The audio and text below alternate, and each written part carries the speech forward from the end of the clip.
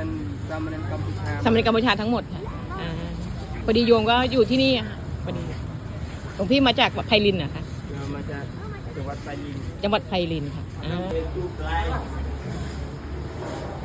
ดี๋ยวขนมปังไปบนรถ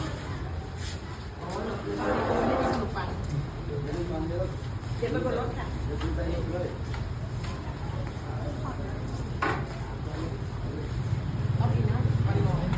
ไปมุกเยอะต้องไปมุกเยอะ